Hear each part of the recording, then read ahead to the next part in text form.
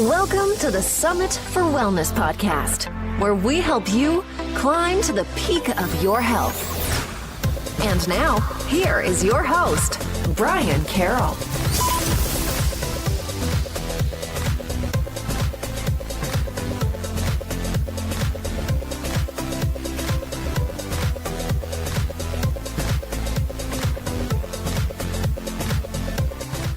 Hello, and welcome to episode 62 of the Summit for Wellness podcast. I'm your host, Brian Carroll, and today we have a treat for you.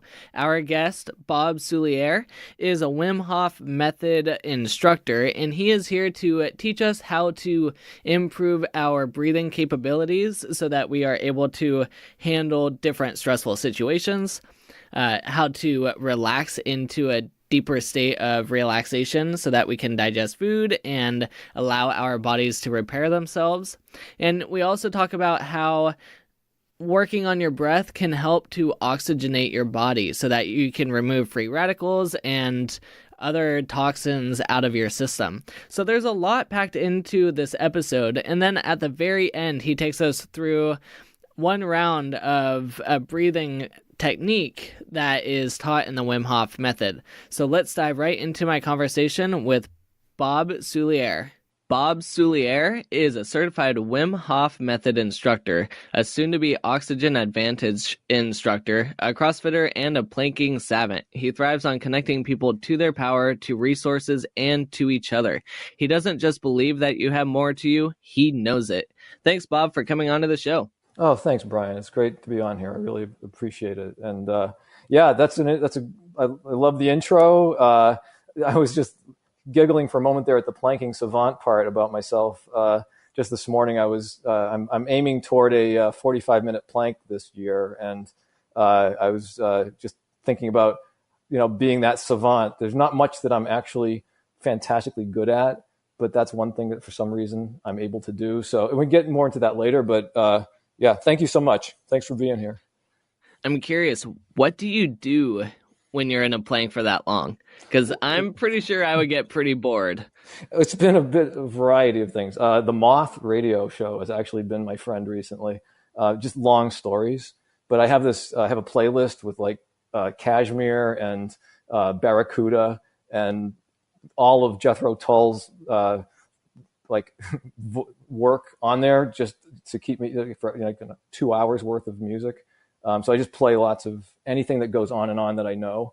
And it keeps my head. Otherwise, if you're just looking at the floor, you'll go nuts. You have to have a way of dissociating. So that's what you do. You find a way. Yeah, I would probably end up listening to a lot of podcasts in that time. 45 minutes is a very, very long time. It is. It plays with your head.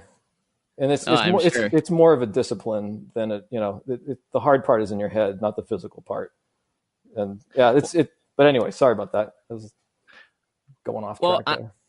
I'm sure your capabilities to be able to do that comes from the Wim Hof Method and the methods behind all of that. So before we get too deep into what the Wim Hof Method is, can you talk about your background a little bit and what got you interested in the Wim Hof Method? Yeah, absolutely. So my mantra for myself is that my superpower is that I have no superpower, and I find that to be really useful. So I am really probably the most ordinary athlete you'll ever meet. I was a junior varsity rower, for example. I never quite made varsity. I am a CrossFitter, but I can do like very few RX workouts. I'm anything overhead, just forget it. I'm a dad of 2 teenagers. I live in a suburban outpost around Washington, D.C. and Alexandria, and in a neighborhood with lots of people that drive and go to their, on their phones and tablets a lot with kids and lots of demands. So I live right down the middle of how a lot of people who are audiences for these podcasts live. And for me, my way into all of this was living that life and seeing with my kids, my family, my wife, lots of autoimmune issues, lots of depression, and I'm not specifically saying about them, but food allergies, inflammatory issues, and not knowing how to help. And I needed a way in. I needed a way to be able to help people. And so last year, at about this time, I was on a mountain in Colorado with Wim and the other trainers, the future trainers, going through our last training before we got certified. And there's a ceremony at the end, a fire ceremony around outdoors or in this ring. And when it was my turn to speak, when I got the speaking stick, tears coming down my eyes, but I'm saying, I finally know how to help. I finally know how to help. And I saw that I had a way of reaching people and showing them what was their power that would allow them to break out of these ruts that we're in, but in an empowering way that doesn't put them beholden to a service that costs a lot of money, a pill, other large institutions that have lots of influence on their decisions. I wanted to put the power back in their hands. So to me, that was the path. And I've just been so thankful that I found it. It took me quite a while and a lot of experience to realize that was the direction I needed to go. But every message I get back from the work I do is that that's the right direction. So yeah, that's how I began, really. And then can you talk a little bit about the Wim Hof Method? Where was it developed from? Yeah, absolutely. So it comes from Wim Hof.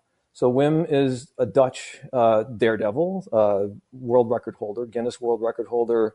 I don't even know how many at this point, but it's in the 20s mostly for exposure to ice, to cold temperatures, climbing Everest without oxygen, up to the death zone in just shorts and boots, running a marathon like unassisted in the desert with no support, with swimming under the ice, meters and meters and meters, the furthest distance, longest time in direct contact with ice, which is almost like 2 hours. It's an amazing accomplishment.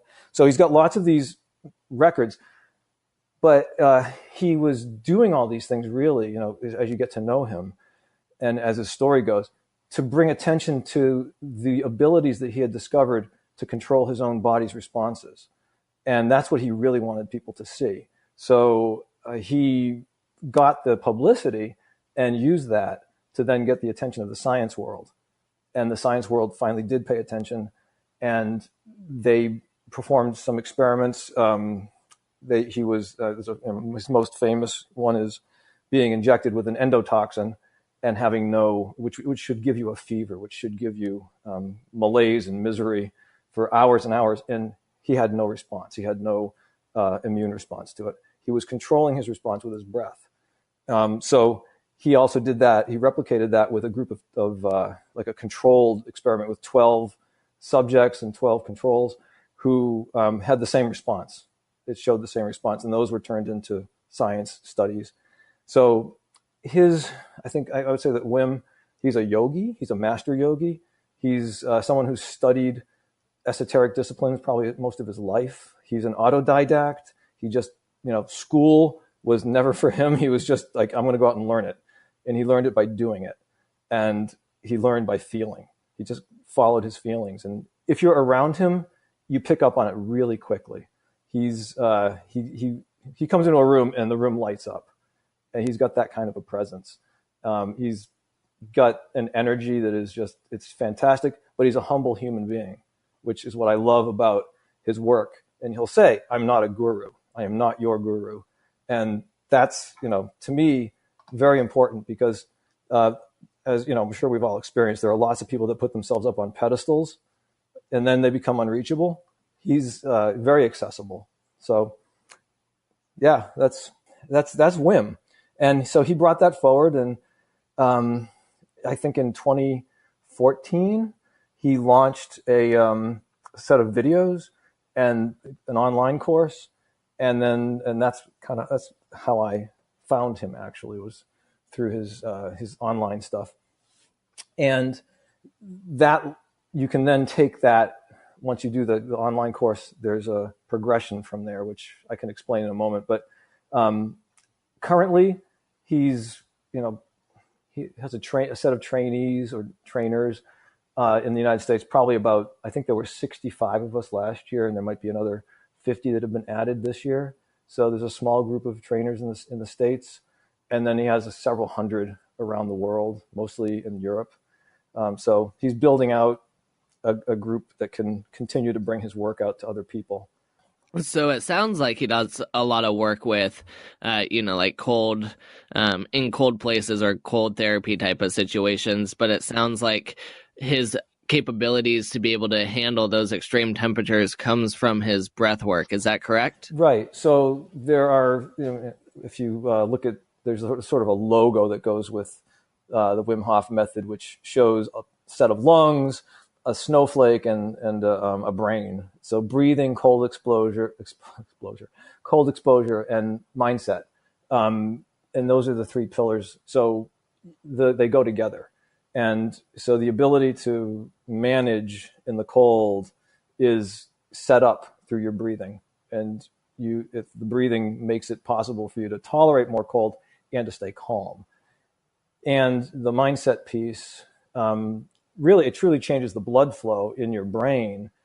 Studies show this. You can see, scans that show the brain, the blood changing when people are meditating after 10 minutes or so. And that allows you to stay with the situation and not, basically your monkey mind shuts off and you are able to focus and just stay present with where you are in the ice, and it calms your body down. So those three pieces together allow you to, I think the progression here really is meeting yourself. The practice of the breath work, the cold, the mindset puts you in a situation where you encounter your own limits in a way that the stimulus won't change. The ice doesn't change. It won't get warmer for you. So you have to do something. You have to adjust. And I think the brilliance of Wim's work is that it's physiological and not just so-called mental, which honestly, it's all the same, but that's not how we've all been conditioned growing up. We think there's a brain-body dichotomy. There really isn't, and this proves it. But you don't just try to think your way out of this. You feel your way out of it and into it. And once you're in it, you can then relax. And you realize, oh my God, I'm okay. I'm not going to die. And I did it. I controlled myself. And so it's exposing people to something that we used to be very used to having exposure to. But because of the way we live now, we are very comfortable in our interior, heated, cooled worlds. And we don't expose ourselves to extremes as much, especially not extreme cold. This demonstrates to people that our bodies are built for that, excuse me, and we can mine the ability. We can bring it back and through training. So there's no force involved. You don't want to freak yourself out. You just want to expose yourself in a controlled way to something that's difficult and increase the stimulus over time. So it's hormetic stress. It's stress that has a benefit, short-term difficulty, long-term benefit. So for me, it's been brilliant. It's just, in the 2 years I've been doing it, and I have Raynaud's, which means that if you look at my hands 2 years ago, when I was out in the cold, they were pretty much white. The circulation to my hands would just, go away. I thought that was normal actually for quite a while. It isn't. I mean, it's a syndrome, but it isn't the healthiest thing in the world. Through my training, I have been able to now, I take my hands out of an ice bath or an ice bucket and they're pink. And that was a huge breakthrough for me. I didn't actually mark the day when that changed. I'm sure it was gradual, but about 6 months ago, I noticed it and I thought, now that's significant. So my body has adjusted and anyone's can. So in the Wim Hof method, there's these 3 layers, right? Yeah. You have the breathing, you have the cold exposure, and the mindset. So let's focus a little bit on the breathing aspect here. And you mentioned that Wim Hof was a yoga master. Yeah. So is his breathing techniques much different than pranayama, which is generally practiced in yoga, or is there different variations from pranayama? Right. Well, great question. So first, yeah, pranayama encompasses a lot. There are many types of breathing involved. It's really more the intention of the breathing in pranayama. So the breathing that Wim has adopted has come out of really the Tumo tradition, which is Tibetan Nepalese monks, I believe. Forgive me to anyone listening if I get this completely, not exactly correct, but it's a tradition that if you're familiar with it, you can look up the videos of people sitting, outside, melting snow around them with their body heat, which they do through, their breath work and also from building up the ability to for thermogenesis, where they can produce heat through their bodies through the brown fat activation, and so that's the tradition. But using your breath, using the power of your breath to affect your mind is certainly pranayama. There's no question. I mean, this is all based on ancient traditions and observations, like, qigong, where the monks or the observers just observed animals in nature and said, okay, well, how is this working? Why is this working? And so there's no doubt this comes from those traditions. And I think what Wim did, actually, and I think it's in one of the books about him. I forget which one it was, but it might have been Scott Carney's book. Maybe it wasn't. He wrote a treatise about how to accomplish what we're doing here. And then he basically shelved it because he said, this will take 20 years for someone to implement. We don't have time to put ourselves outside the guru's cave on the mountainside and wait for him to give us a kriya, right? To say, okay, here, go do this, and this will teach you something. We don't live that way. We needed a modern way of doing this. And, as Wim has said, traditions are meant to keep us safe. Rituals are meant to keep us safe. And if the circumstances change, if your life changes, the traditions and the rituals need to change with it. We don't live the way people lived 3,000 years ago. So we need to, we live a faster, more connected life. So the methods need to adapt. Sorry, man. Adapt. I do that one all the time. And change to be in line with how we live. So he said, I can teach this to someone in a week. And yes, you can. You can teach it in a day, and you can, a person can certainly take on the practice after a week's worth of, repetition. You pretty much have the basics. So it has become something much more accessible. So that's a gift, I think, to everybody. So but it's definitely based in the pranayama tradition, and the breathwork itself is it's super ventilation. We tend to contrast it with hyperventilation because that sounds like you're out of control.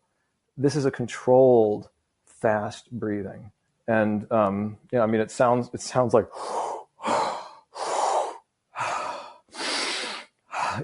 in through the nose, out through the mouth. You can breathe in through your mouth if you want to too, but we typically in through the nose, out through the mouth. It's a deep breath each way. It's fully in and you let it out. So the fully in part is, with some power. The let it out is not forceful. It's just releasing. It's like a balloon letting go. So, and that's the rhythm. We do that 30 or so times. And then on the last exhale, you hold. And you hold until you feel an urge to inhale. And when you do, you breathe. You breathe in, hold that for about 15 seconds, and that's one round. The effect is amazing. Especially, I just actually did a whole session yesterday, and did a workshop, and I actually participated in some parts of it. It's wonderful. The feeling is always like going back to an old friend. But the first time for most people is, honestly, it's pretty mind blowing. They often are just, in sort of a buzzy, calm yet buzzy state. And it's something most people haven't felt if you haven't done it before. So that's the breath practice. There are extensions to that, Brian. There's a power breathing piece to this too that is much more advanced, though. So we don't, get into those pieces until somebody's gone very, very far into the basics. But breath can be leveraged for it is basically your control knob for your nervous system, and this practice puts you in touch with that control knob.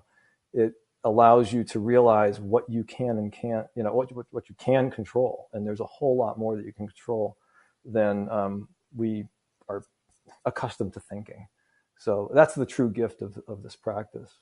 Yeah, and speaking of the calm and buzzy state, we know that breath work can influence the nervous system in a positive way. So can you talk about how breath work can stimulate the vagal nerve and or calm it, and talk about how it helps with the nervous system to switch it from sympathetic to a parasympathetic state? Yeah, I love it. The vagus nerve is like my favorite topic in the world. And my hat's just off to Stephen Porges for the work he did on the polyvagal theory. When I read and listened to a number of his pieces, and the whole notion that your nervous system is, something you should be grateful for how it responds, regardless of what it did, and that it's designed to keep you safe, but it has different pieces, is a brilliant insight. So when you exhale, it's calming. It stimulates the vagus nerve. The vagus nerve, I'm sure a lot of your audience has heard this. It's called the vagus nerve. It comes from the same root as the word vagrant or vagabond, because it travels and it goes to all the organs. And its job is to send that calming response to your viscera. And so the exhale is the stimulus for that. There are other stimuli like humming, hugging people, looking at babies and so on. But the most direct stimulus for your vagus nerve is your breath. And the exhale is the stimulus to be calm. And that activates what they call the parasympathetic, which is the calming side of your nervous system. And then the inhale is your sympathetic response. Or I should say, it excites the sympathetic response. And so yes, your vagus nerve, if you have poor vagal tone, it means that your vagus nerve isn't doing its job. And that means basically you are staying in a state of upness. You're in that sympathetic, vigilant mode consistently, and you're on alert. It's not a healthy place to live. It's okay for a short time, but not to stay there. So this practice, again, stimulates the vagus nerve, gives it a signal to go calm you down. Those exhales calm everything down. At the same time, what's interesting about our breath work is that you're also setting off alarms. The breath work drops your oxygen level pretty low, and that kicks off an adrenaline response in your body. So it basically says, oh my God, you're going to die. There's no oxygen. So your hormones, which is not, this is moving off to the side a little bit here, but your hormones basically go offline and just adrenaline goes online. And then as you come back through your recovery from the breath work, all those hormonal systems come back online. And so all your digestion and all your other signals that your body sends come back. But for a moment there, you're just on a reset. You're resetting everything. So there's a calming and there's a reset at the same time, which is, I think, what, to some extent explains the buzzy yet calm sense that people have at the end of one of these rounds. So yeah, your breath is, if you start breathing short breaths right now, just, take your, shoulders and make them go up and down and just breathe through your chest really short, you're going to get yourself into a state of higher vigilance. The more that you, the faster you breathe, the more shallow that you breathe, the more frenetically you breathe. And of course, if it's irregular, if it's not smooth, the more you set off other alarms in your body.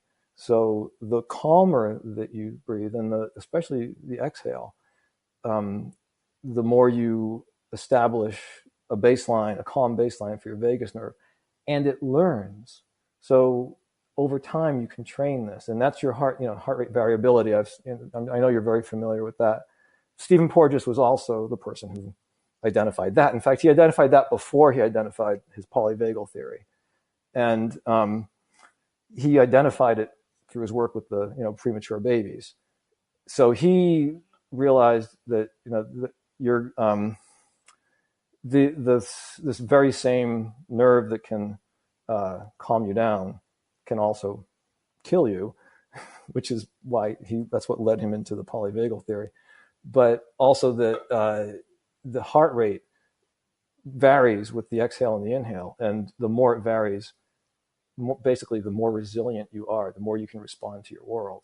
So this work gives the calming signal for sure, and trains your vagus nerve to pay more attention and be more responsive. So it gives you it's a tool. It gives you a tool to work with.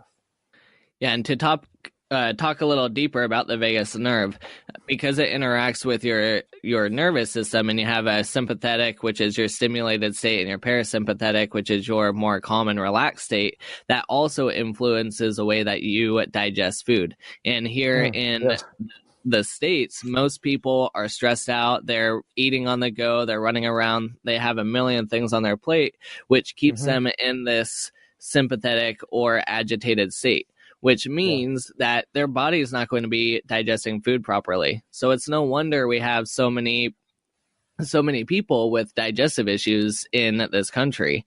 And like in my practice, when people come in, so many people have issues getting into that parasympathetic state. So breath work, humming, like you talked about, and there's other methods that you can do as well, can help the body to fall into that parasympathetic state, so that they're able to break down food. They're able to get the nutrients from their food. They're able to relax their body. They're able to de-stress a little bit. So there's so many benefits to getting back into that parasympathetic state. And if we look at, natural history, how our bodies are supposed to respond, we didn't have as much stress back in the old days. Every now and then you might get chased by a cougar or a bear or something, and that's when you want to be in that sympathetic state where everything is, shuttled out to your extremities and focus on survival. Absolutely. Yes. But then it's so true. Yeah, and then the rest of the day you're in that parasympathetic state. You're breaking bread with friends and family, and so we have to get our bodies back to being able to relax and get back into that state of being able to breathe and be able to digest food. And this might not be in your scope of practice, but if you do know anything about this, feel free to touch on it. We have so many people with gut issues, inflammation in the gut, inflammation in the intestinal area, which all that inflammation causes the diaphragm to not be able to move the way that it's supposed to in order to get full breath. So can you talk a little bit about how just working on breath to help be able to digest food and reduce inflammation in the body can help to also then improve people's capabilities to breathe more? Oh, absolutely. That's a great point. And I will say the other piece I wanted to add to that too is the role of carbon dioxide. So in my bio in the intro there, you noted that I'm also a future oxygen advantage trainer. It's the Patrick McCune work, and the insight comes actually out of the Buteyko tradition, but the presence of carbon dioxide, your ability to tolerate that in your body is a huge influence on your parasympathetic. It's a massive calming effect. So the more carbon dioxide you have, the more alkaline you are, the more your blood vessels dilate, you feel warmer. Things function better in general. Not that you want to, live, you don't want to take on more carbon dioxide than is healthy, but most of us are way below what the, the optimal content would be in your blood for carbon dioxide, for your ability to tolerate it. And that's your breathing stimulus. You need a massive reduction in oxygen before you will get a breathing stimulus. But just a slight increase in carbon dioxide will give you a breathing stimulus. So that's the reason that you breathe on a day-to-day basis. And the more you can tolerate it in your body, the longer you will stay, the more you can stay calm, and the longer you can stay calm and stay in the parasympathetic. So it's more of a long-term process, where with the Wim Hof process, we stimulate all that on a short-term basis. So they're complementary to each other. Actually, thinking to myself, they're more like supplementary, not than complementary. But when you are able to stay in that rest and digest stage, which is where we should be 99% of the time or 95% of the time, your hormones and your blood flow are much more able to do their job. I think the thing to think about is when you're in a high stress state in general, you're in acidosis, you're oxidative, and you're in a state that should take everything else offline because you're preparing for something that should go wrong.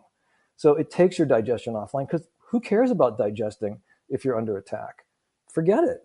So it makes total sense that these things would work that way. So yes, the more you can train yourself, and it's simply a matter of practice to remember your breath, and it's more than focus. I call it attention, really. It's attention to your breath. Because focus sounds like it's the one thing, but it's not the one thing. It's a thing. It's one of the things to pay attention to. So to be attentive to your breath, to be aware of it, is a huge gift of this practice. And I will say this: the Wim Hof Method was the first time that I really did become aware. Except a quick anecdote: when my wife and I got married, 18 years ago now, we went on our honeymoon. We went to a spa in Blowing Rock, North Carolina, and the yoga instructor was a woman. She was probably in her 80s, and she was amazing. And she said, it was the most unlikely thing in the world. I thought, well, okay, who's this 80-year-old woman? What's she going to teach me? And the answer was a lot. The biggest takeaway was, she said, the most important thing you will ever learn is to breathe. And I thought, well, that's ridiculous. I'm breathing right now. How hard is this? This is not a challenge. This doesn't change anything. And it took 20 more years for that to bear fruit. So, if to anyone else listening, if you can pick up on this sooner, you can make a big difference in your own life. You don't have to wait 20 years like me. Let me help you, I'll pay the price and go make the change yourself sooner. So it's a huge, like I said, it's the control knob. It's the remote control for your nervous system. And if you can become aware of your breath, you can change it. If you're not aware of it, you can't change anything, just like anything else in your life. So, my gift to people. So the way I break down if you do a workshop with me, it's really 3 parts. There's first part is get to know. Second part is in the flow. And the third part is let go. It sounds kind of cheesy, but it works. So, the get to know part is we go through some exercises where you become aware of your breath and what you can do with it. We do a simple breath hold, and we show that you can hold your breath longer after the Wim Hof breath work than you can just on your own. You just become aware of your breath rate. You become aware of how you breathe. Where do you breathe from? Do you breathe just from your chest, from your shoulders? Where are you breathing right now? And then, we go through a round of the breath work. In the flow part is where it's your turn to go. We do another round of the breath work, and this time you're managing it yourself after what I've shown you, and you're following your own body's signals more than me coaching you. And we talk through some of the physiology of how your body responds, of your circulatory system, your hormones, your neurological system, and so on. And then the let go part is when we get into the ice and you let go. After all that training, you use it to let go, and you're in the ice and you're free. You've learned to control your response to an incredibly frightening stimulus, and you're okay. And you're at the end, you're smiling. You're amazed. Typically, I think I put it in my bio. One of my, the thing for me, the candy for me in all of this is the response from the folks that I work with, where they're just saying, I had no idea. I had no idea that I could do this. I had no idea that it would feel this way. And it just opens that whole world to them. So and really you do get there by letting go. So you let go of all your conditioning, of your assumptions about what you can and can't do. And that makes you free. So, and we take them through that whole process in a couple hours. So, it's intense. It started with me more like a party trick than as a goal to improve people's lives. But now I know that there's much, much more to it than that. And I'm thankful that the party trick aspect of it caught my attention. But I'm also so thankful that it actually is such an amazingly deep practice. There are some contraindications, of course, such as, if you have seizure disorders or if you're pregnant, then this is not for you. So, you have to pay attention to the state of each person. It's obviously a very popular practice for competitive people that love to challenge themselves. But there's another side to it, which is therapeutic. And I think there's a lot of uptake there too for people that just, like us, like me, living your daily life, who just need a method for reaching their center again, to feel in control, just your day-to-day person. So it has the challenge aspect and it has the therapeutic aspect. So it's, for me, it's rich in both of those. So that's, I think I went on for a bit there. No, it was all good stuff though. Yeah. But I do want to pick your brain, since you're going to become an Oxygen Advantage instructor. Yeah. And since Wim Hof Method helps you to utilize oxygen better during activities. Mm. I'm curious about your opinion about a couple different things. So like when I'm training for big mountain climbing, I have a machine that provides about 97% oxygen, and I can train with that. I haven't done any breath work with it, and now I'm thinking maybe I should try some breath work to utilize that oxygen better. But also back in my old commercial diving / scuba diving days, we would go into hyperbaric chambers and use 100% O2, which at different atmospheric pressures, that 100% O2 could be equivalent to over 200% O2. Right. So do you think those methods also help the body to utilize oxygen better? Or do you think combining that with the breath work would be more advantage to a person in any kind of like training situation, or even detoxing free radicals out of the system, or anything along those lines? Yeah, so the combination I'm not sure of, but I can tell you that, I'll go to Wim first. He's also led expeditions up Kilimanjaro. It's another one of his exploits, and it's in Scott Carney's book, What Doesn't Kill Us, where they climbed the mountain. They didn't use any assistance, no oxygen assistance. They trained beforehand somewhat, but it was really the breathing that they did as they did the climb. And Wim's statement on this was his realization was, well, if there's less available oxygen, breathe more. And so it worked.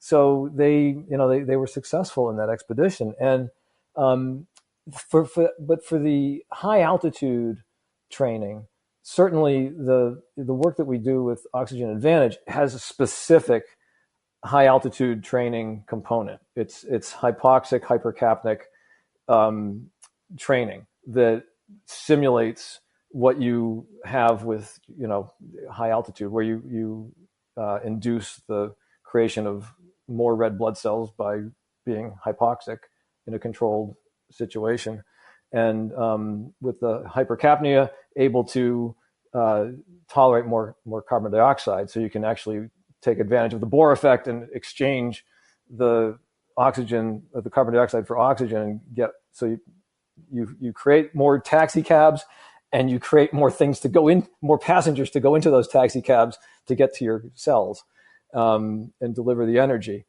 And so that's really a very fundamental piece of the work that the Oxygen Advantage people are doing.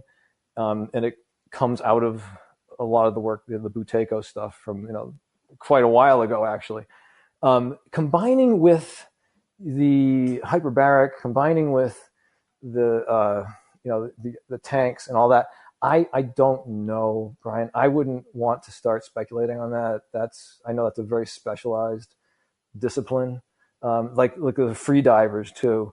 The one thing that we absolutely say is, each breathing type, each situation has its own specialization. Free diving, I know the breathing for that is completely different again. So, and the Wim Hof method is certainly not meant.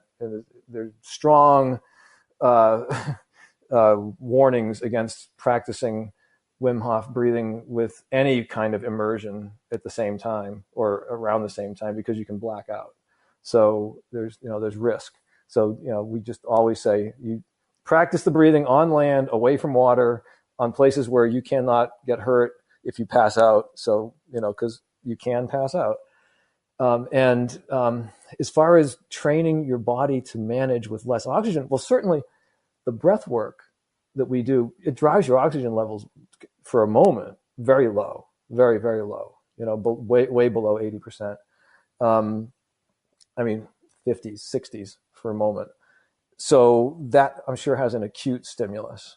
It doesn't provide the same long-term stimulus that obviously doing continued hypoxic training would do. So it's a different effect, but it certainly would induce some kind of response. But I don't know about combining it with the practices that you're talking about. And I'd be going into the territory that I don't have authority in to speculate on that.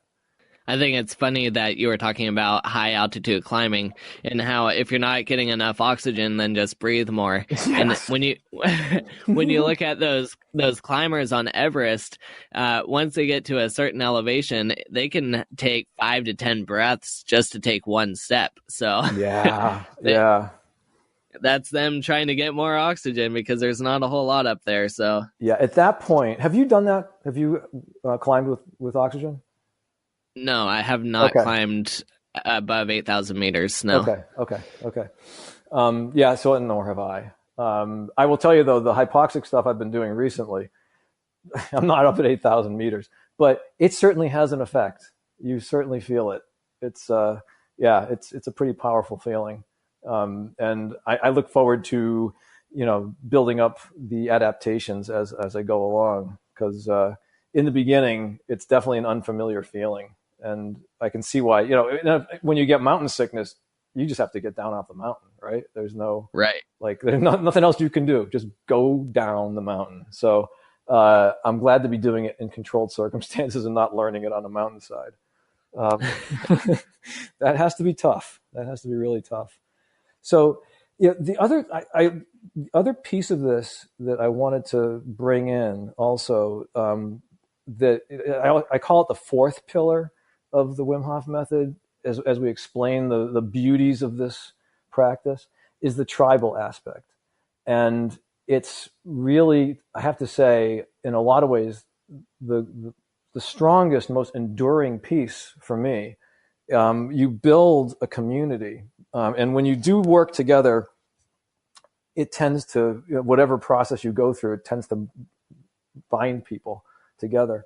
This work really does. When you are all circled around some ice bath or some cold, or if you're lucky enough, it's a pond in the winter or a river in the winter, and it's cold or it's glacial, and you're with others, and you're all supporting each other, and one of you or maybe a couple of you are in that ice at that moment, and the rest of you are supporting. It's an amazing feeling. And when you emerge from all this, you've gone through something that is really exceptional, and you have a group that is with you, that stays with you. And I've certainly built that as an instructor. Of the instructors, there's a community of instructors that's absolutely amazing, but also just those who've been through the process with me. And it's a bond that is very powerful. And that bond allows you to do more things. I have seen there's a cusp that seems to happen when people are doing Wim Hof work, that they seem to be also often on the edge of other transformations. They're exploring something difficult, and they're going to transfer it to other parts of their lives. So I've seen many people on the edge of starting a new business, or changing, like maybe about to get married, or perhaps even getting divorced, heading off in some other direction, some large decision in their lives. And this practice is a piece of that for them. So I tend to, when I'm working with folks, my eyes are open to what else they're bringing. There's often something else that they're carrying with them that's very important. And that transformative power of this work is huge. And it's absolutely happened with the instructors. The bios of the instructors are remarkable. They're remarkable people who have mostly stepped off the edge of the planet to try something new, and have found that they took that big step and they were supported, and it worked, and the people responded, and they found other disciplines that were equally, that other parts of their lives opened up. So I just wanted to add that as another important part of this practice, is the tribal and transformative piece of this. It's I haven't seen anything quite like it. CrossFit certainly comes, in that same zone, but this work in some ways is even more intense. So that to me is a huge piece of the Wim Hof method also. Yeah, and having a tribe or a community around you is something that, a lot of us crave and not many of us actually have. So Right. To have people there supporting you, it's definitely needed just for our psyche and everything else. So Thank you for bringing that up. Yes. Well, I want to save a little bit of time at the end of this so that you could take us through a little bit of breath work. But I do have one more question. And the question is, why cold exposure? Oh, right. Sure. We're hearing about it a lot. You have athletes in ice baths, you have cryotherapy, which people are doing. You hear about people taking showers and then they do kind of like shock therapy where they switch it to cold water for a couple minutes at the end of their shower. So what is so beneficial about exposure to cold? Yeah, so many things. And I'll tell you, in my presentation, I've had to pare down what was like, 6 slides to a set of bullet points. But the benefits are pretty profound. If nothing else, certainly medicine has understood for almost a century now the anti-inflammatory characteristics of cold. When you go to a shock trauma center, if you have had a heart attack, or I guess a cardiac arrest, something that basically has killed you, they'll put you into hypothermia. They'll drop your body temperature down into the 30s really quickly to save your cells. So medicine has understood for ages the anti-inflammatory and therapeutic side of cold. It just quick punch list. It trains thermogenesis, which means it trains your body to produce its own heat. Your body can do this. It has something. Your mitochondria will produce. I should say your cells will produce more mitochondria over time, and that becomes what's called brown fat, which apparently burns other fat to create heat. So a baby can't shiver. How does it keep warm if it's in the cold?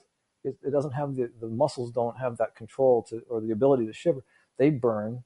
They use this brown fat to create their own heat, and adults can do it too. So it brings that back. It increases your norepinephrine. Which is mood and vigilance, focus, attention. It increases that. Cold shock proteins are brought online, which can repairs damage in your synapses and prevents atrophy. There's an immune benefit from the cold shock proteins also. It increases your metabolic rate, which is typically something, for short term healthy. It gives your body, I think one of the other things is it gives your bodies the muscles, the smooth muscles around the 60,000 miles of veins or circulatory system, I should say, in your body are given something to do, which they don't usually do, which is to contract quickly. Usually, what's pumping your blood is your heart, and if your muscles are moving, you'll be, that helps move things. But there's no other stimulus that gives all of your circulatory system a signal at once to go to contract. And that is, again, function. If you don't use it, you lose it, right? So that is it's training for your circulatory system. And overall, it's an anti-inflammatory therapy. So all of those, I think, are benefits of cold. So that there's just a lot. There's an amazing number of benefits. And learning to control yourself in the cold by itself is a benefit also. So, the difference is people do polar plunges. We've all seen those, right? You jump in the water, you scream, right. You scream, and you get back out, right? That's fun. But this is like the opposite of that. You jump in the cold, you don't scream, and you don't jump back out. You stay there. So you get a different benefit from it. You calm yourself, and you get all these anti-inflammatory benefits. So that's really, I think, a lot of it. You learn not to shiver. That's another awesome. fun one. Yeah. Well, thank you for sharing that. And then, is there any final pieces that you want to touch on with the Wim Hof method before we go into some of the breath work? Well, the last thing is just simply the notion of play. So that your ability to play is your primary indicator of health. All of this work that we do it's playful, even though it sounds really serious, where you're there because you want to be there, and bring your imagination, bring your sense of play.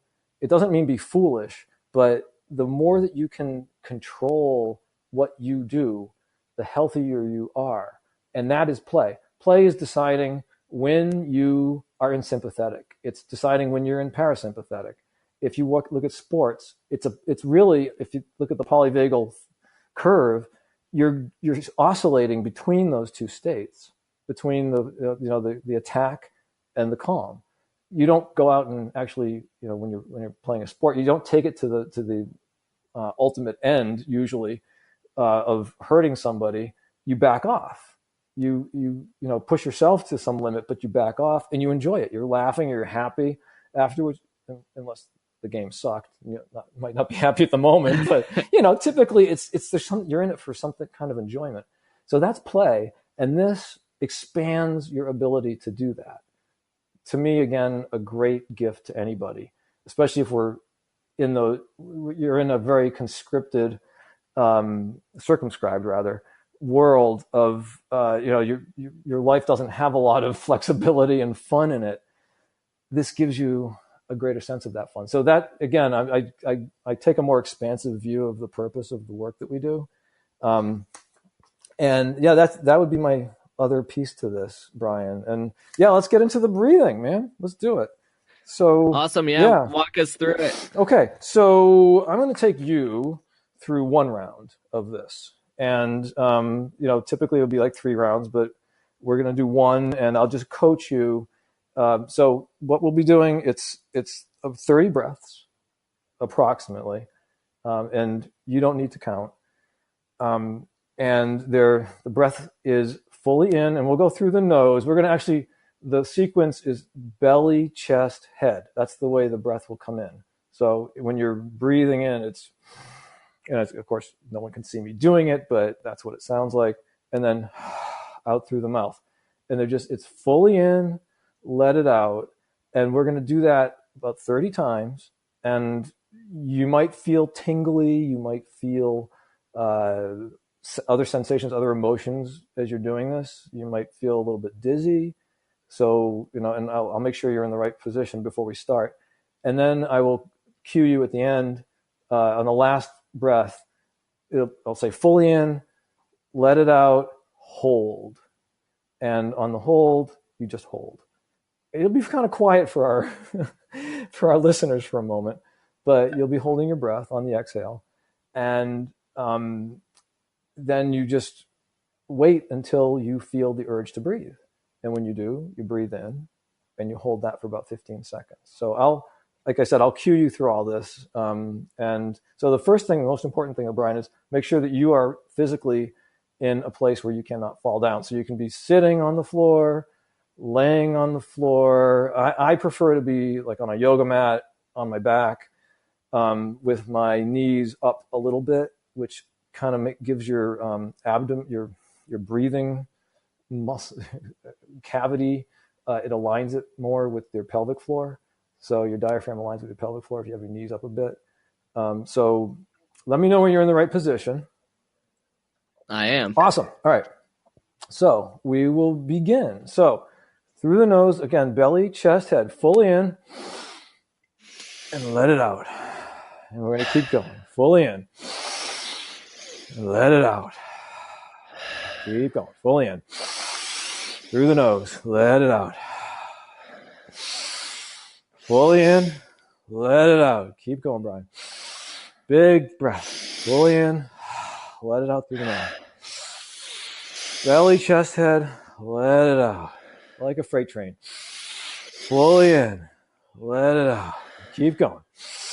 Fully in, let it out. You're getting lots of air in now. Fully in. Let it out. Like a balloon. Fully in. Let it out. Keep going. Fully in. Let it out. Fully in. Let it out. Expand your ribs. Fully in. Let it out. Keep going. Fully in. Let it out. Get all that air. Fully in. Let it out.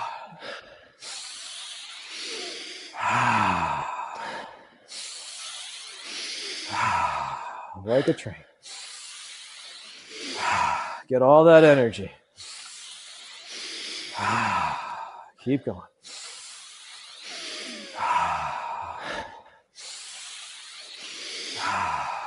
Deep breaths.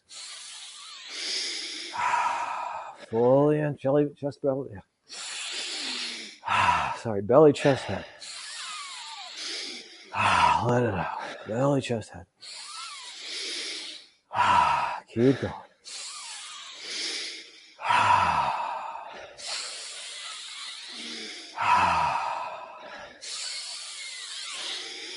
It's kind of, we're going for 5 more. 4 more. 3 more. 2 more. 1 more. Okay, last one. Fully in. Let it out and hold. You do not need to breathe. The body is fully oxygenated. Just enjoy the buzz.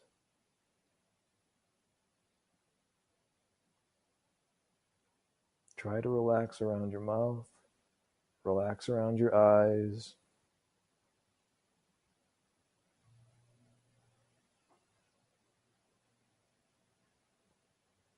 And just go deeper into wherever you are.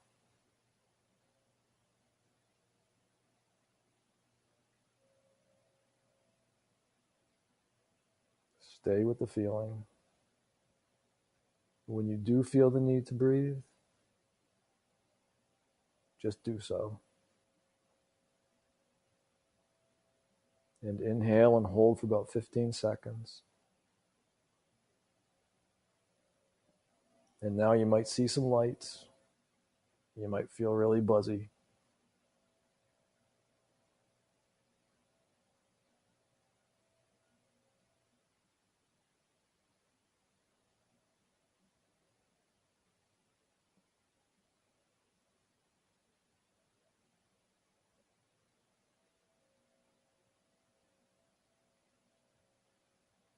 Yep, and after 15 seconds on the inhale, just go back to normal breathing.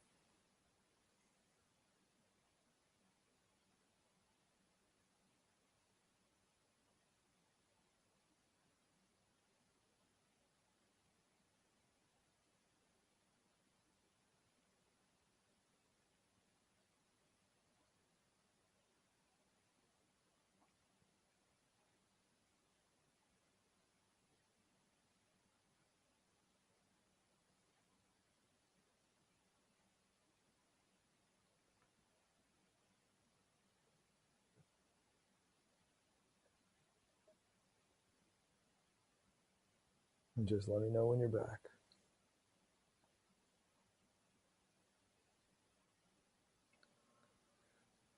Wow, that felt great. I have to say, my nose is a lot more clear. Like I can breathe easier. Awesome. And then I also noticed about halfway through, my diaphragm was getting tired. Yeah. I wasn't able to inhale as much as I could before. Yeah, sure, absolutely. You're not used to doing it. I mean, Nope, that's a big not. muscle. That's a very big muscle, and you just gave it a lot of work. So that's not surprising. It's actually, interestingly, it's one of the 4 muscles in your body or organs rather, that get like all the attention if you're in, when you go into when your body goes into shock, the things that it prioritizes, your diaphragm is one of those, including heart and lungs. But diaphragm is also one of those because it's so important and it's big. So not surprising, Brian. That's very cool though. It's even while you were doing that, I did a little bit of a breath hold too. It's like candy. It just feels good.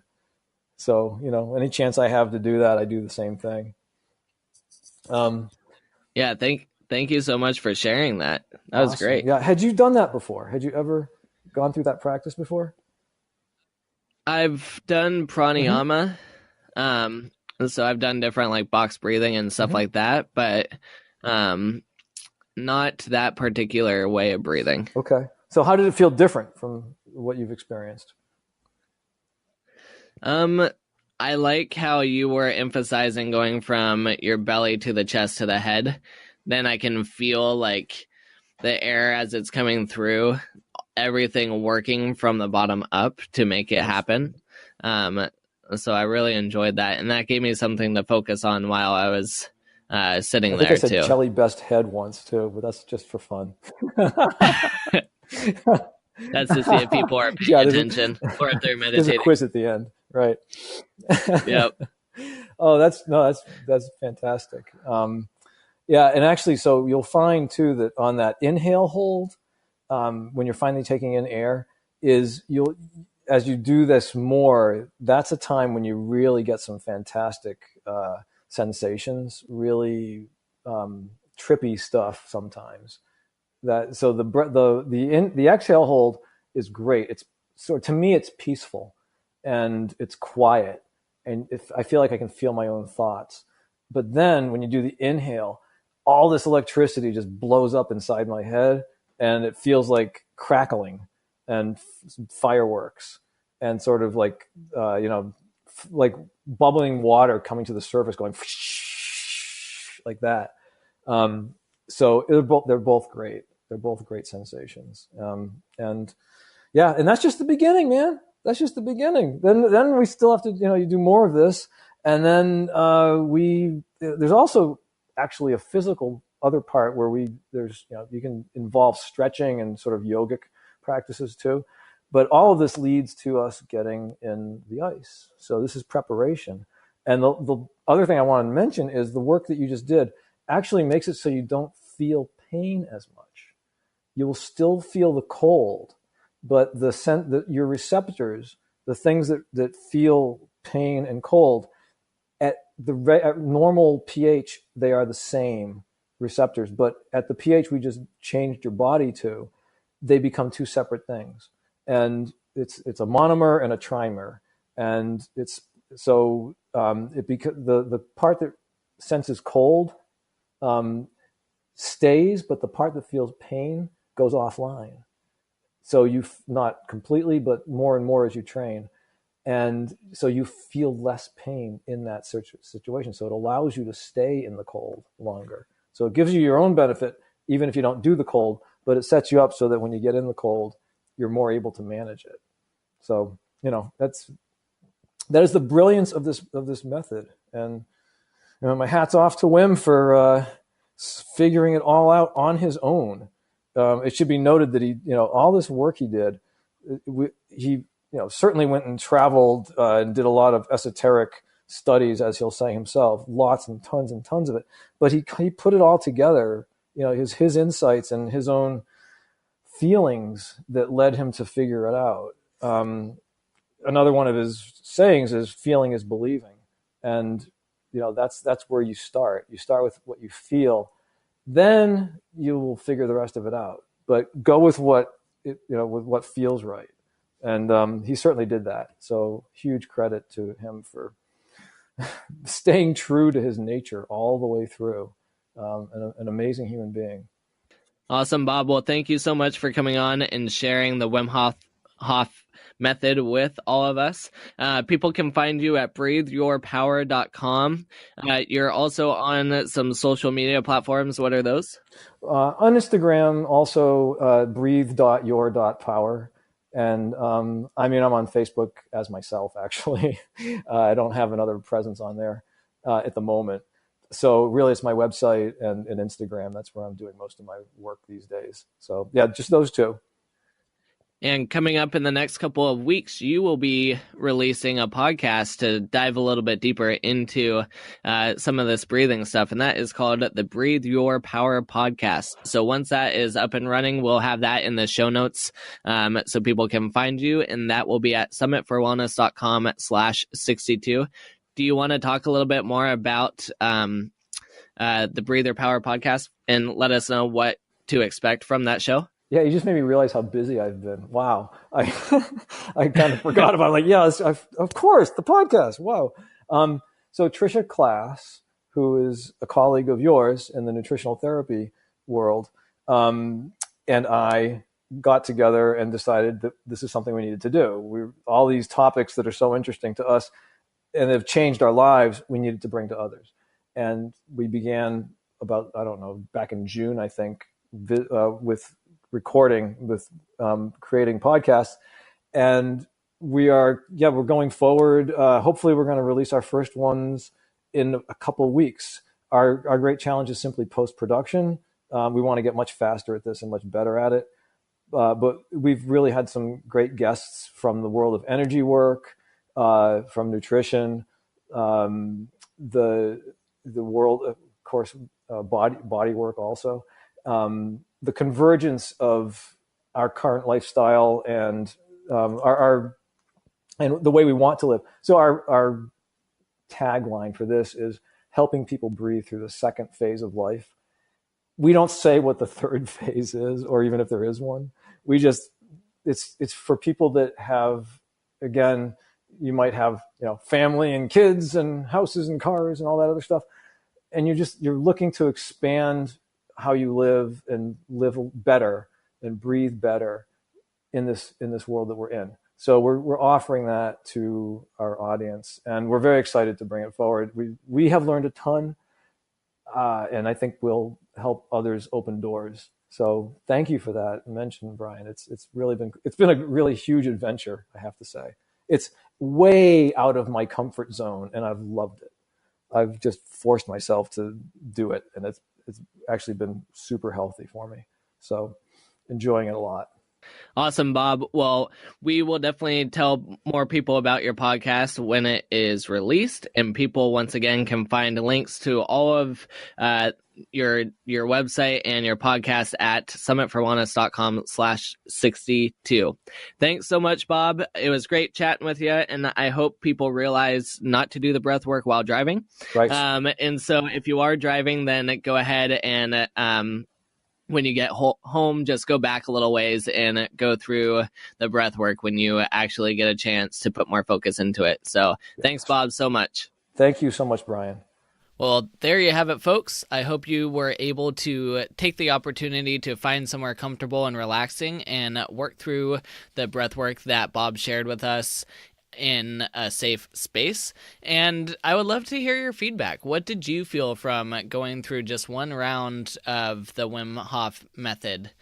Did you notice any changes in the way you were breathing? Did you notice, like I did, that your diaphragm was getting tired, or maybe other muscles in your chest or abdomen region were getting tired? So I would love to hear it. Go to our website, summitforwellness.com/62, and leave a comment right there. And just tell everyone how it went. I'm also really curious to see what the Wim Hof method or any kind of breathing method would be like when I am attached to my oxygen machine while I'm training for any kind of big climbs. So I will have to test that out and see if I notice any changes, which I'm assuming there will be some changes that I will notice because, you know, with 97% oxygen plus these breathing tactics, it should flush the system pretty well of oxygen. So at some point, I'll have to report back and let you all know what I noticed from that. Okay, if you liked this episode, then shoot on over to iTunes to leave us a quick rating and review. Those ratings and reviews do make a difference in getting our show out in front of more people. So if you go to summitforwellness.com/iTunes, it's super quick and simple to leave that rating and review. Keep climbing to the peak of your health, and we will see you next week.